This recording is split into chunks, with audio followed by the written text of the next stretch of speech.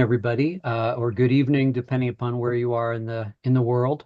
This is Patrick from the Poison Pen Bookstore in Scottsdale, Arizona, and I'm really delighted to have James Latoile with me to talk about his brand new book called River of Lies, and terrific new book, the second in a new series that James is doing.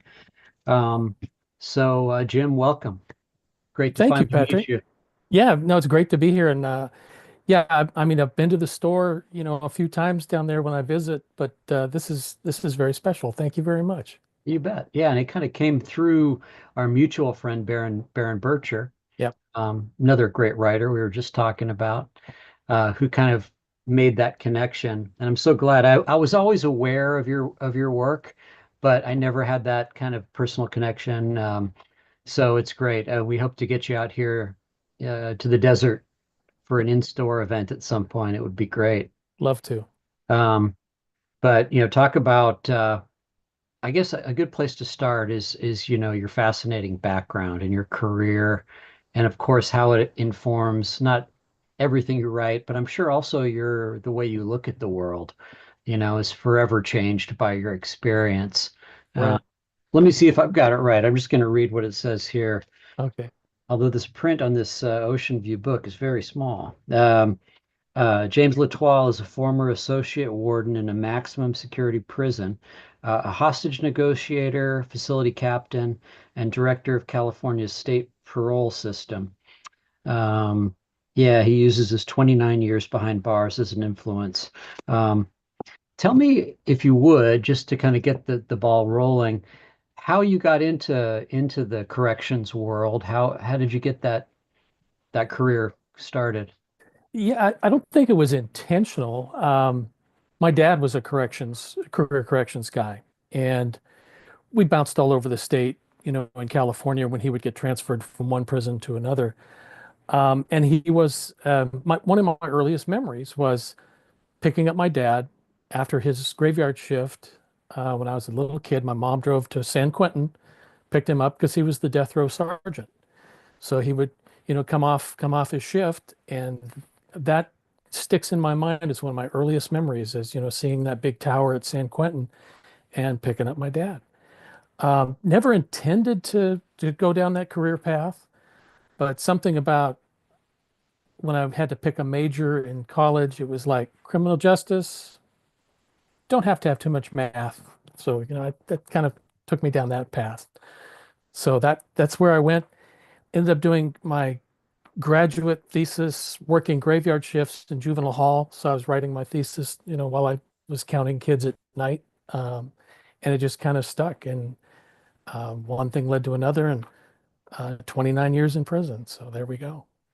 Where did where did you work over that Oh, 29? All over the place, or? yeah, a little bit all over the place. A lot of it was at Folsom State Prison.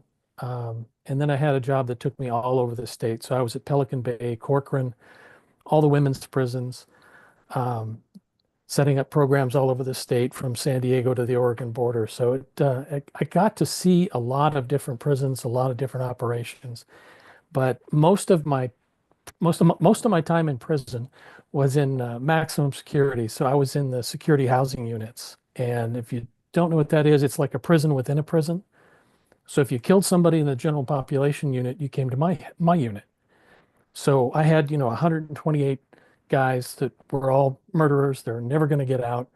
And that kind of environment, it takes a toll on someone. Not bad. I bet, I mean, obviously you've seen it all, and you've probably seen a lot of stuff that you can't unsee, Yeah, I very would much. imagine. Yeah. Yeah, you do. You do. You can't believe the level of violence. I mean, there were days in the 80s when I was at Folsom where every day was, a riot. We were shooting somebody on the yard to stop an assault. There were stabbings every day. And it just kind of that cumulative trauma that you absorb, you can't help but absorb some of that stuff. And it does, it sticks with you. And are a lot of the violence in prison, I'm assuming, is among, different prison gangs and different control, you know. And it's Yeah, all divided along racial lines, isn't it? it really is. And they self-segregate.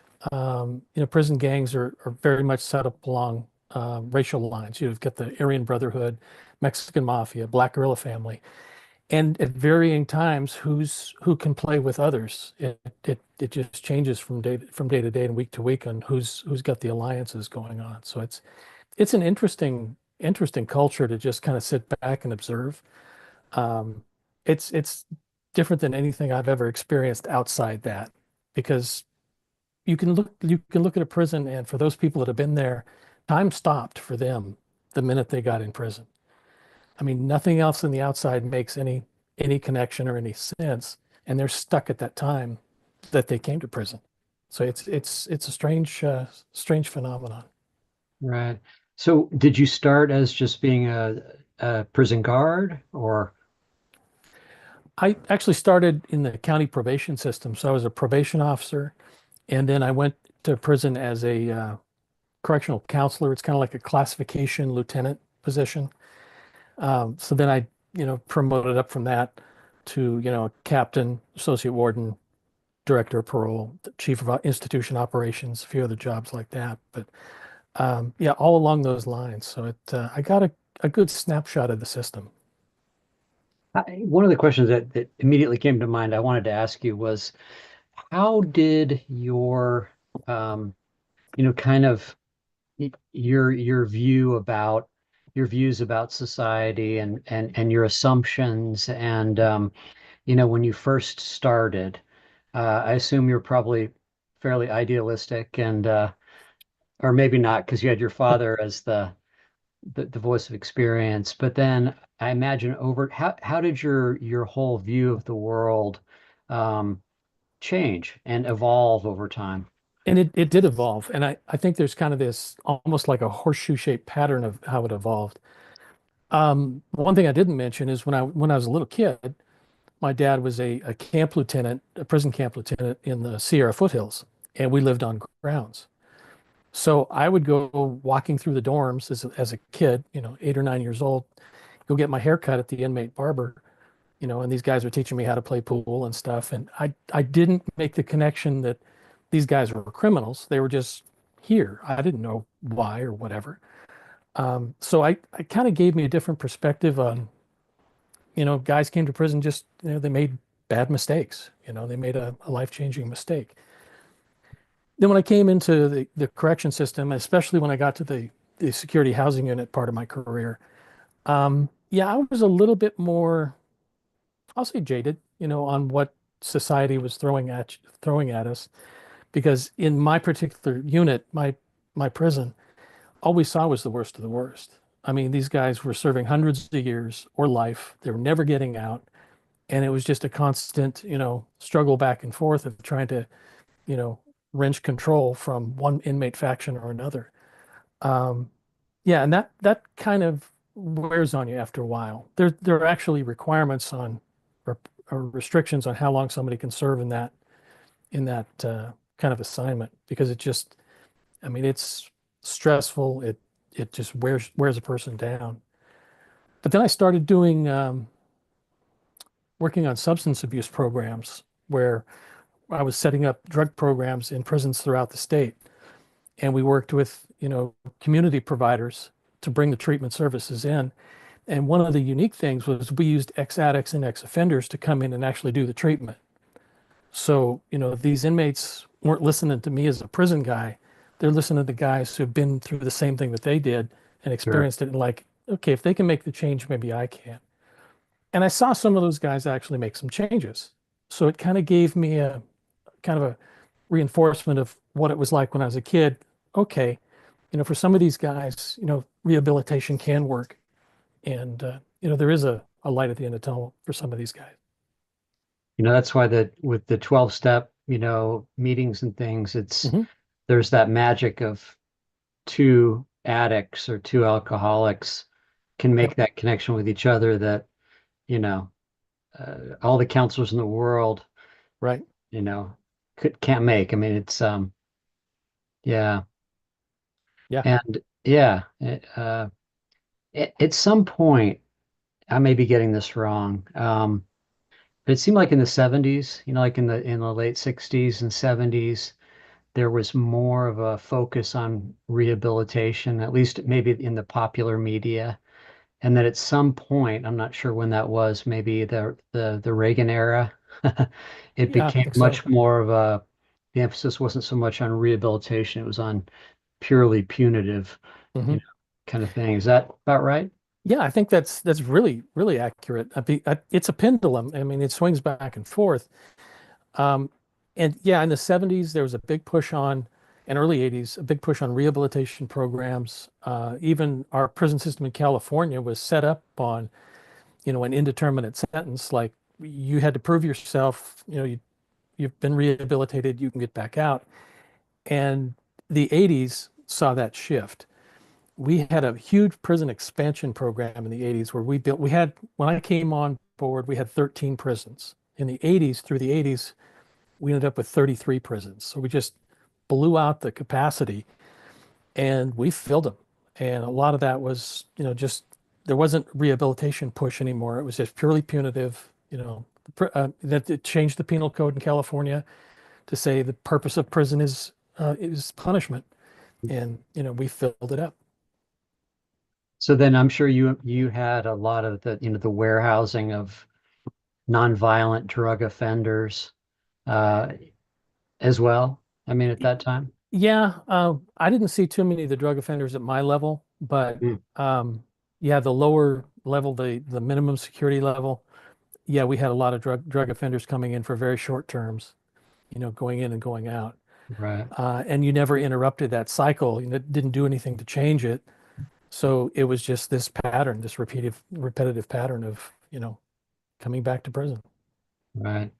And then don't worry, folks, we will talk about books. I mean, this is all kind of a segue into the book discussion. But yeah, the whole phenomenon, out here in the Southwest, and I'm sure in California too, and everywhere, it's this whole, kind of prison for profit Hmm. sort of system. Is that a development that kind of came into being while you were still working? It was because we were basically running out of room in California. So we ended up contracting with private prison groups to bring up new capacity to fill the beds that we couldn't hold up on our own. Part of it was that privates could bring them up quicker, they could build them quicker, staff them quicker than we could on a state level. But there's a trade-off with that. The quality isn't as good. The training for the staff wasn't as good, and you saw issues with that as those private prisons came up. I'm not a fan of private prisons. There's just something in me, that's a state function almost morally. You can't sell that off to a private corporation and have them, you know, handle your prison needs. Right. So all this forms the backdrop of, I'm sure over the years you're just collecting all this material, this rich treasure trove of material. And when did you first start writing? Was that an ambition that you always had? I guess 2013 was your first published novel that I'm aware of, right? Yeah, 2013 was the first. And no, I didn't really intend to, start writing commercial fiction. I've always been a voracious reader. And I remember it was after I retired, after 29 years, and I was sitting in the backyard with a cup of coffee and a book and, watching the birds in the morning and reading and having my coffee. And the book just absolutely stunk. It was awful. So I kind of tossed it aside and said, hell, I can do better than this. And it's like, well, can you? So it kind of like a challenge. So I set about learning what that meant, going to places like in Northern California here, Book Passage has a mystery writers conference every year. And I started going to that and, did that for several years, kind of learning more about the craft of writing, dialogue, structure, pacing, all the things that as a reader, I didn't know there was a craft to it, but you start to learn these things when you start going to these conferences and workshops. After about the third time I'd gone there, I was sitting it's a small conference, like 50 to 75 people, and there was Robert Craze and Conley and Don Winslow in the same room, And Bunch of it's no like, names, yeah, who are these guys? young, But aspiring writers. Yeah. yeah, but to hear them talk about, what they are going through in terms of imposter syndrome, I'm thinking, holy crap, Yeah. these guys are telling me what I'm feeling. I didn't know there was a name for it, but that's what I'm feeling. And it's like, okay, maybe I can do this. So that kind of sent me down that dark path. And so were you already, were you already, you said you were a voracious reader. Was crime fiction what you chose from the beginning that you wanted to do? Yeah, I think that kind of was a natural fit. And in spite of my background, I didn't start out, and I still don't write, dark noir prison stories. Hmm. It's more the characters that kind of never, their voices just never went away. And it's those I think kind of help bring my stories a little bit more to life than they would otherwise. Right. And so you've done the first novel that I'm aware of, again, was Little River, right? Right. And then you did two kind of to date trilogies. Yeah. The Penderley, is that the name of your Oh, detective? yeah. Penley. Yeah. Henley, excuse me. And then of course the Nathan Parker books. Right. Um, Right. and you've been getting all kinds of, Anthony and Lefty nominations, and the books have really been developing a following. Um, can you tell us about, and then the new book, River of Lies, is the Yeah. second in a new series. It is. Is it going to be a trilogy, or are you going to keep going? Yeah. So far, yeah, it's the second book in the series. The first was Face of Greed. Face of Greed. Uh, and then, oh, there you go. Thank you. Yeah. And yeah, there is going to be a third coming out in January called Illusion of Truth. And yeah, Emily Hunter is the main character of this series. And yeah, that her story continues in that one. So we'll see if it goes beyond that. But I'm enjoying writing Emily. She is kind of a character to Yeah. write. I was going to ask you, Emily Hunter and then Javier Medina Right. are kind of her partner, the two Mhm. leads in this new book, set in Sacramento, which is great because to my knowledge, there aren't a whole lot of crime novels set in Sacramento. I'm sure there are some, but um, give us the basic setup. Can you kind of set up who these characters are, and maybe this book, and then we can dig into a little deeper into River of Lies. Sure. Yeah, Face of Greed was Emily's debut. Emily Hunter is a detective with the Sacramento Police Department. And I chose Emily as a character because I wanted her to have a little bit more of an obstacle than another cop would have.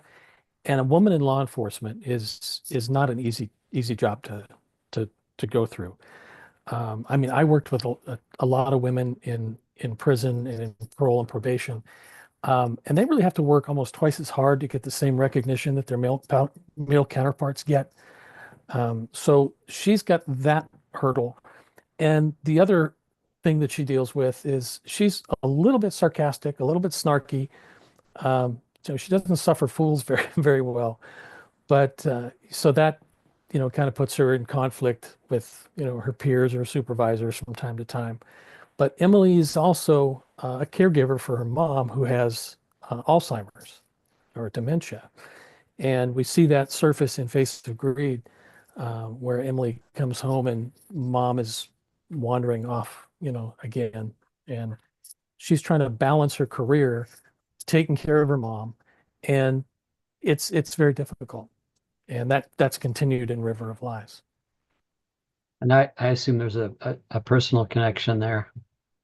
Yeah, there is. I went through some of that with my mother. She had dementia in her last years, and it was a difficult thing to go through. Uh, Some of Emily's conversations with her mom were things that I said back and forth with my mom. Just some of the like, where are we going and why are we here? And I want to go home. Well, you are home, and right. it's just hard to recognize. So yeah, it does have kind of a personal underpinning for that. And people have talked about that it's like they've experienced that. Yeah. It's so prevalent out there. We're all getting a little older. Our parents are getting older, and it's a phenomenon that we're not ready to deal with until it's really just thrown at you. Yeah. Yeah, a lot of people can relate, you Yeah. know, definitely. Did your mom have sundowners kind of syndrome? She did a little bit towards the end, and we finally got her into a memory care facility, so it was kind of locked in, and she wasn't able to kind of just wander about. But there were some that were trying. It was huge escape plots in the facility. It was kind of brought me back to prison days again. But we would go to a memory care facility, my wife and I, and we would bring our dogs. We did therapy dog work, and we'd have the Corgis. dogs, corgis, yeah. So they would, visit with the residents, and in memory care, you could have them visit with a line of residents on a couch, go around the back of the couch, and come around again, and they thought it was a new dog. I mean, their short-term memory is that fragile that they don't have any connection with what's going on. But there's something about that animal connection that that triggers something Yeah. because the staff are telling us that they don't remember anything from day to day, but after the dog's visit, they'll talk about that visit for like 2 or 3 days. So it triggers some kind of a memory of their dog, their childhood, and there's something very powerful there. Isn't that amazing? It is. Yeah. Yeah. And so yeah, I was going to ask you about your corgis. Do you do you have several of them now, or do you work Uh, with them? Two, yeah, we've got two corgis, and we've been doing therapy and reading to the dogs is a big one. We go to our local independent bookstore, and the dogs lay down on the carpet, and the kids go grab a book and read to them, and it's the neatest thing to watch. The kid, I mean, me as a kid, I was nervous to read out loud, but the dog isn't going to judge the kid on how they pronounce a word. And you see these kids just gain confidence over the years that we've been seeing these kids. And it's really just something to see. Kids on the spectrum, in particular, the dogs have a way of matching their energy, so it just puts everybody at ease. It's really amazing to see. Yeah, we can learn so much from animals, animal Yeah, companions. yeah, we can. My wife and I have dogs and well, dog and cats kind of living together, and um, that's endless entertainment. But Yeah. it's also useful, to kind of observe the way they approach life, and they're Hmm. just not in resistance mode. They're just Yep. zenned out in the present at all times. Yep. Yeah. Yeah. They I usually have don't hold a grudge, so it's a good thing. I have some people that are on the Facebook call that are big time animal lovers. So we always talk about this kind of thing. Yeah. Um, so okay, so in the new book in River of Lies, Yeah. the opening is really powerful with Mm. this poor woman and her child who Yeah. are part of a homeless encampment down by the river.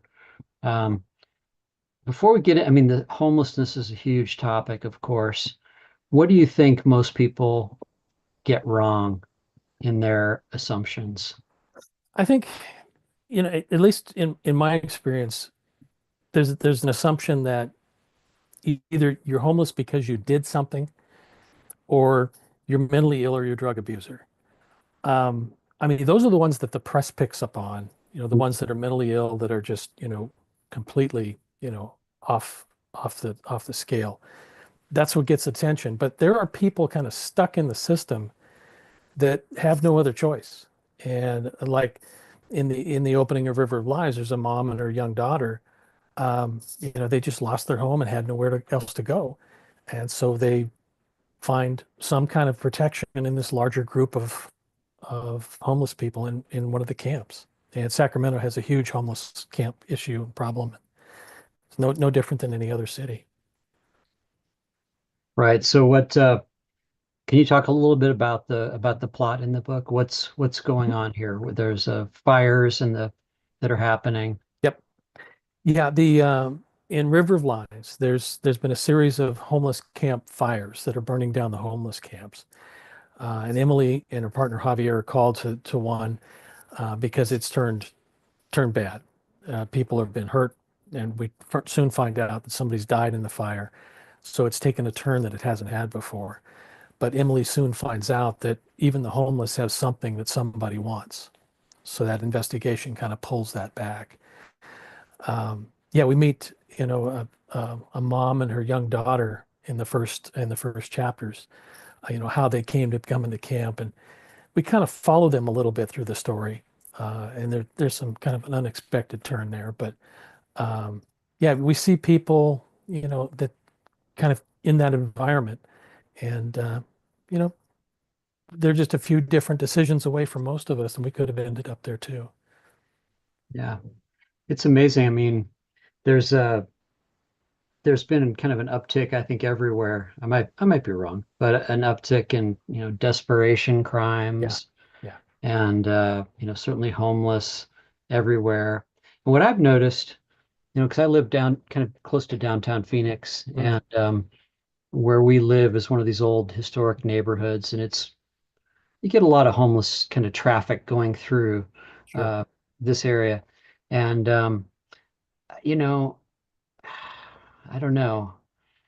It's uh, it's been a real, the only reason I'm pausing here is that we've my wife barely saved somebody's life Mm, the other day who was kind of overdosed on something, and EMTs came and they kept Narcaning him, or Narcan. you know, and Yeah. he finally responded, Mm, but they refused to go to the hospital, and yeah. we see him the next day out there.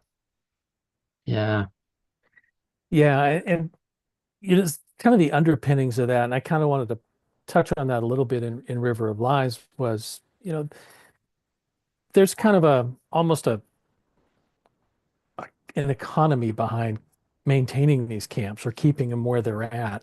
And in this case, maybe moving them on somewhere else so that something else can be done with that land that they're occupying. So it's kind of a strange partnership of, what governments do and turn their backs to, and then what the homeless encampments have to put up with. It's kind of it's a different world. I like how you bring up the whole NIMBY Mhm. thing in the book.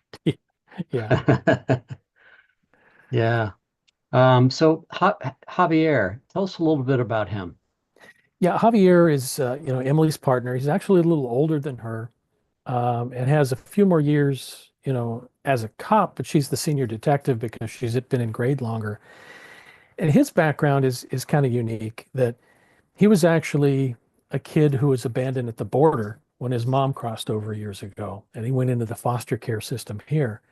And he was lucky enough to get adopted by his mom here. Um, and his relationship with Emily is kind of fun to kind of bounce back and forth each other. They're almost like brother and sister, just snarking at each other a little bit. But yeah, Javier's mom wants to see him married and is willing to fix him up, with every friend she has from church. And, he just isn't having it. And Emily's just not going to let that go. Right. Yeah, she gets a lot out of that Yeah. for sure. And so you really show us kind of the bureaucracy underneath the surface in law enforcement, and different issues like that. Uh, do you have do you have a lot of sources now that can kind of keep you up to date on what's going on? Yeah, I still do. I still do some consulting work out there in the criminal justice field, but yeah, I'm still connected. My daughter is a probation officer here locally, so she'll keep me up to date on what's happening in that side of the world. And I still have, contacts in the prison business and on the, the street patrol side of it. But what I try to do, and I hope I'm getting that, it's not only the investigation, the mystery in the story that I'm after, but it's almost like, the crime is just a pond and you throw a pebble in it and those ripples come out and that crime affects everybody around it. So it's, the officers, the victims, the survivors, people who live nearby, they're all affected by that crime differently and they see it differently. Yeah. And I hope I try to kind of portray that a little bit. Right. There's a good scene in this new book where Emily's at the emergency room in the hospital, and there's well, you know the scene I'm talking about. There's a kind of a dispute that comes out between two rival gangs, Right. and I like the way she she commands respect in a way. Mhm. You know, Mhm. these this hardened gangbanger type character, you know, she knows how to talk to them. Right. And Yeah, I saw that. I witnessed that, working in prison, and I liked working with women correctional officers in a unit. I don't care how hardcore that unit was. A woman's presence in that unit um, had a big difference. I mean, you could have these warring factions, these two North Mexican and South Mexican factions just going at it, and a female correctional officer would go in there and approach it entirely differently than we would. We would tend to just go hands-on, physically put it down. And she would walk up and say, Javier, what does your mother think? What would she say about this? And they would just stop and they'd just freeze because they approached it so differently. The women cops that I've worked with were, I mean, experts in verbal judo. I mean, they could just, work, mind games on these guys. And it was just fun to watch. So I, I hope I've given Emily just a little bit of that. yeah, I'm sure that a lot of these guys, as hardcore as they are, you know, they some of that maternal Right. thing is what they really miss. Oh, sure. Yeah, definitely. Um, do you, what else can we say about I'm very aware of spoilers with the new book. Yeah. What I else can think, we say about it? yeah, we can say in Face of Greed, Emily was totally consumed with, her mom and her job, and there was no personal life at all for her. In River of Lies, we've given her a little bit, a taste of a personal life because she has a cop boyfriend, Brian Connor, Right, and that kind of takes a little hold here. And while it's good for Emily, she's also kind of guilty about it because she's taking time away from her mom, maybe, and she feels guilty about that. So it's this balancing act that she's constantly going back and forth with. right. What can we expect in the next book? The next one is called Illusion of Truth. It comes out in January. And yeah, the relationship with Emily and Brian is still happening. Um, and it becomes the book becomes very personal for Emily. Starts off with a church bombing in Sacramento and just goes downhill from there. Right. So each book kind of tackles a slightly different sociological issue without being, super self-conscious about it. Right. That's what I like. You Yeah. know, I think you probably have witnessed this in reading books where it's like, okay, we will now address this problem that's plaguing society, Yes. for this little chunk, and it's all Yes. very self-conscious, but Yeah. I really like the way you do it.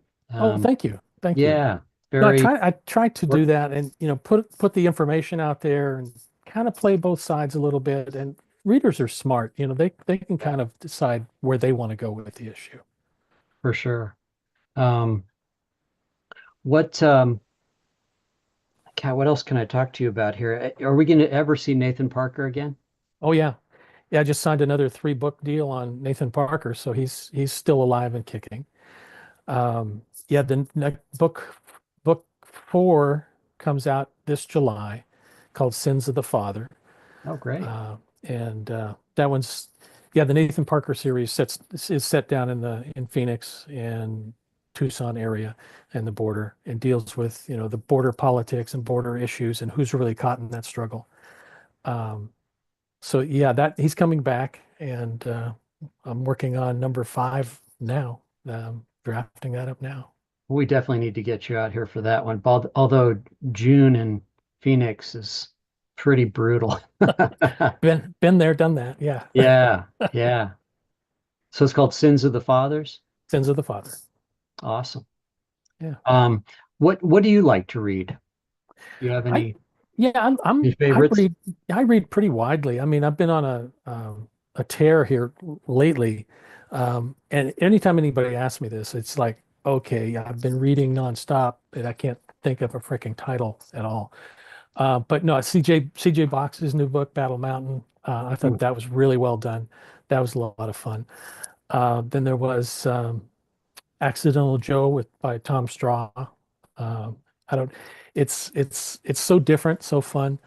And I just read I think Joe Lansdale's book from last year, Sugar on the Bones. loved it. That Hap and Leonard series is It's amazing. it's just something different. Yeah. But yeah, I read a lot of that. But I'll read um, traditional mystery. I'll read occasional sci-fi, but crime fiction is kind of where I stay. Right, right. Let me see what kind of questions we have coming in for you. Okay. Let's see here. Okay, yeah, Renee would like to know, do you come up with the book titles or does your publisher? Let's see. Hi, Renee. Actually, it's a little bit of both. Um, on the Emily Hunter series with Face of Greed and River of Lies, those were my titles, and the publisher was just great with them. So I've been lucky that way. But I usually don't come up with a title until I'm done with the book. Because right now I'm writing the fifth in the Nathan Parker series, and it's creatively titled Nathan Parker 5. Hmm, So, that hopefully will change, as we go forward. But yeah, there's something about the inspiration of the book. When I'm done with it, it's like, oh, that's the title. right, That's what it's called. Yeah. right. Writers seem to be of two minds about that. Sometimes they'll have to have a title to kind of start, and then Yeah. others will like the title will emerge from the writing. Right. Yeah, And I think I'm more the latter on latter. that. Yeah. Um, let's see here. Another question that's come in is it says, Jim, do you feel rehabilitation works for prisoners? I do, but that has to be the right rehabilitation program for the right inmate. You can't just throw everything at somebody and hope something sticks. We know that, like for drug offenders, therapeutic community programs work. Education programs for drugs, not so much. We went through the Nancy Reagan just say no stuff, that only gets you so far. But a really intensive, inpatient therapeutic community that works. And then you have to kind of approach it, by the problem area. And often that's not the cheapest way to do it, and that's where the government run programs have issues. And then, once somebody who's been through the system over and over, the recidivist, Right. there's that danger of and then they're thrown out in the real world. It's Oh very, yeah. very difficult to Yeah, kind and of adapt. for years we didn't do anything to interrupt that cycle. I mean, we're just churning people back out to the same communities, same problems, same issues that they got into before. Yeah, so we didn't do anything to change that cycle. So what makes you think anything would be different? You know, There's a question I keep trying to get to that keeps moving on me. Okay, Jim, did you notice any changes in the women's prison system where women, oh shoot, there it goes. It was a long one. Okay, where women who were convicted of killing someone was abusing them, blah blah blah, crimes of passion. yeah, we saw a lot of that, like in the late '80s. A lot of domestic violence related manslaughter and second degree murder convictions, where finally, the woman got just fed up, and she, was one event away from, dying herself, and she just kind of, took matters into her own hand. We sent a lot of those women to prison early in the years, and it wasn't until later that they changed the laws to recognize, that the whole battered women's syndrome issues, and what that really meant. So, when you look at rehabilitation, when parole boards go and review those people, they're probably at very low risk for committing another crime. That was very event specific. Right. So I think you're seeing a lot of those women, coming back out of prison now. Did you have much I know this is all prison questions. Everybody's fascinated, but there's a question that's come in. Did you have uh, involvement with any really high profile criminals? I did. Yeah, the sun is starting to set over here. I It looks did. very And noir. yeah, there we go. Um, yeah, I did. At Folsom in particular, my tier tender, which is the guy that swept my office and my tier, was the Hillside Strangler, Angelo Bono. So it's like, you see him, you talk to him every day, and it's a very different persona inside prison than he was terrorizing out in the community with, going after women. Different, completely different milieu. Let's see, I was with the Zebra Killers, with Gregory Powell, the Onion Field Killer. Um, Oh, really? yeah, um, a few of those folks, some of the Manson followers were in and out. But yeah, a lot of the serial killers from Northern California kind of came through Folsom, and um, Was so yeah, Ramirez ever up there? he was always at San Quentin, so I never had much interaction with him. Um, but Dorothea Puente was a Sacramento serial killer, um, and she was the F Street boarding house lady, where she was basically killing her tenants and cashing their checks and burying them in the backyard. Um, I mean, Very, just very enterprising. yeah, it's a fascinating case. And we actually had a Mystery Writers of America meeting at the house, and the investigating officer was there, the coroner was there, and they kind of walked us through the whole thing. She would take them to the kitchen, drug them, and they would die. She'd leave them in the kitchen for a day. She'd drag them down the back stairs, and she would have hired someone to go out in the backyard and dig a hole for a tree, and something else would get planted in that hole. And That's turned out, funny. I wasn't aware of that little. That's like the telling detail that writers look for.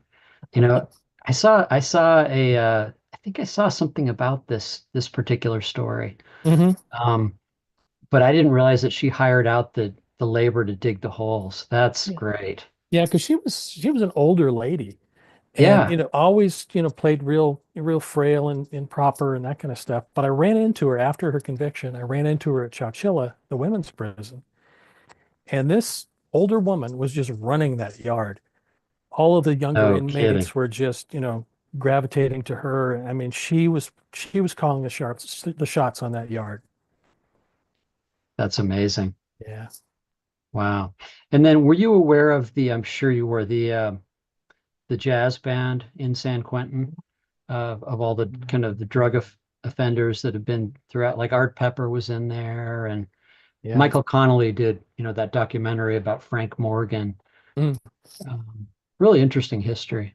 Yeah, that's kind of one of the things that you come across in prison. Each prison has a culture, and there's a lot of talented guys that end up in prison. And sometimes they'll pick up a band or something, they'll form something. But yeah, I had a guy on my caseload at Folsom who was the lead singer of Tower Power, Is that Michael right? Steves. Yeah. Wow. So he was just, I mean, talk about a drug issue, double homicide, over behind drugs. And, Uh, he ended up in prison. let's see. Here's a question. Jim, did you visit Dual Correctional Facility outside of Tracy, California? Yeah, I was at DVI quite a bit, vocational. Yeah, it was a reception center and also a level 3 prison. So you had some cell work there, but it was one of the Northern California reception centers. So I was there quite a bit. Have any of your novels taken place strictly within prison so far? Mhm. There was a couple of small scenes in Bury the Past. It was one of the Penley books. And then my agent has one now that we're going to start shopping again. And the first third of it is in prison. And it's about a guy getting out of prison after 15 years for a crime he didn't commit.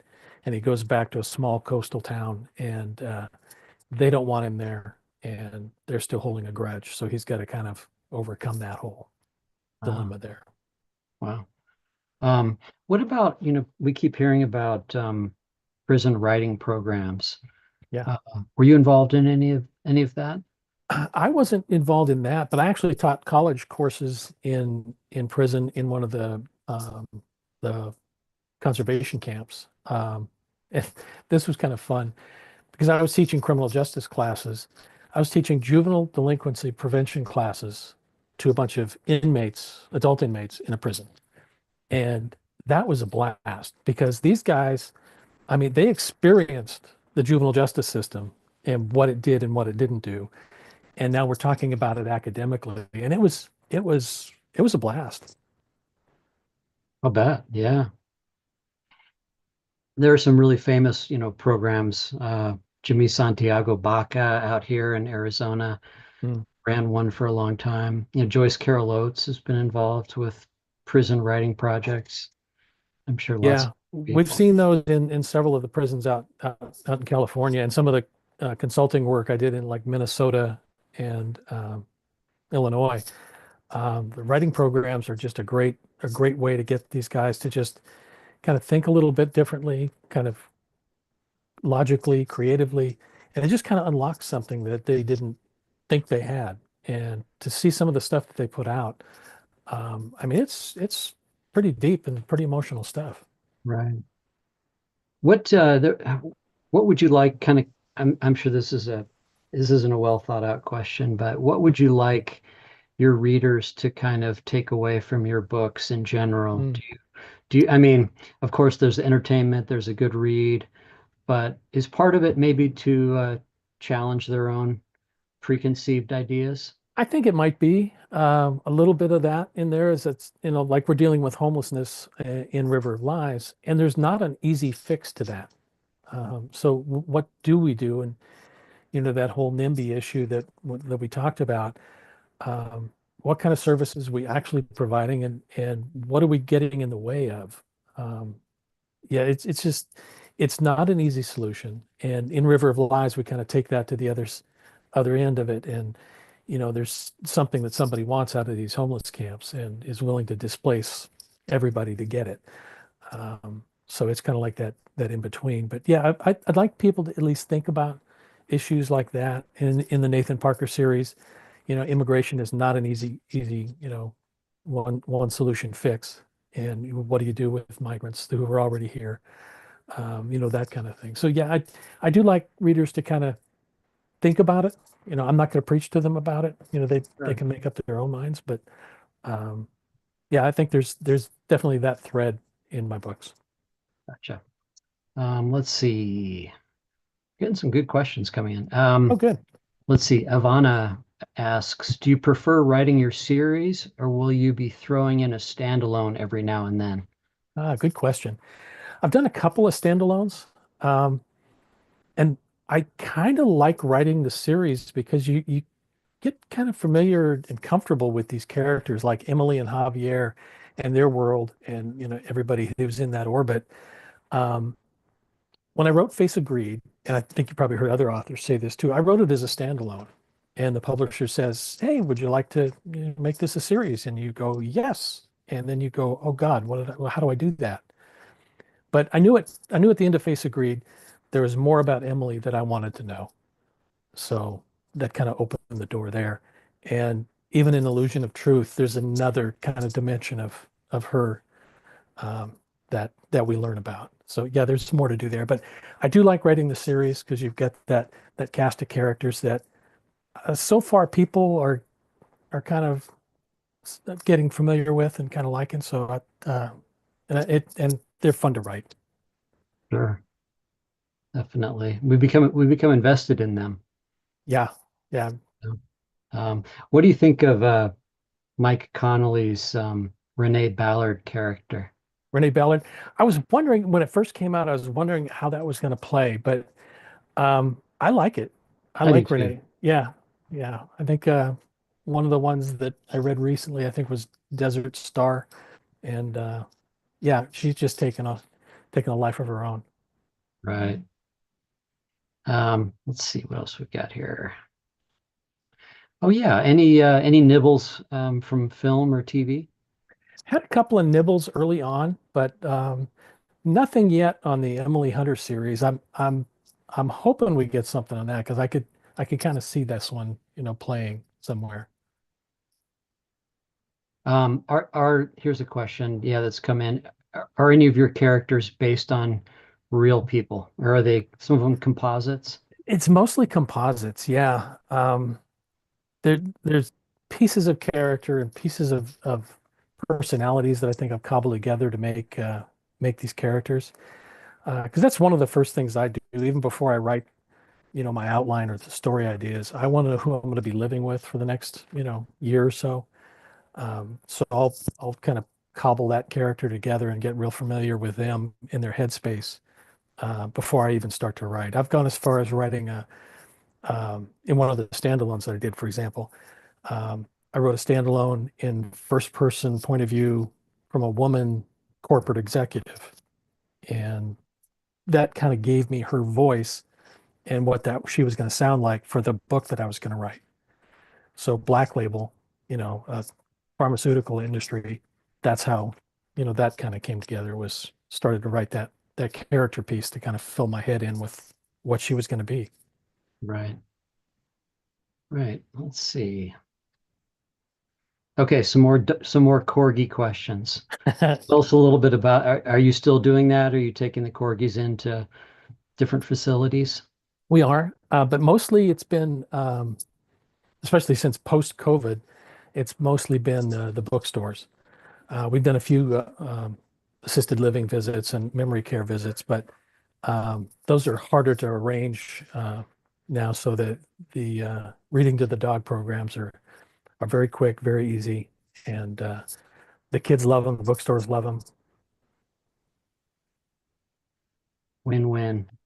Yeah. All right. Well, I think that's all that's come in for now. Jim, it's been great talking with you. I really appreciate your taking the time. Oh, thank you, Patrick. I appreciate the offer of coming here. This has been fun. Yeah. And again, folks, the new book is called River of Lies. If you want to start at book one, here's Face of Greed. And yeah, we're looking forward to the Nathan Parker coming in June. Great. Me You have to too. have Ocean View send me a copy. I'd love to get a preview of it. I can see what I can do. That'd be awesome. All right. All right, everybody. Thanks so much for tuning in. And Jim, thanks again. Have a great night, and we'll talk to you soon.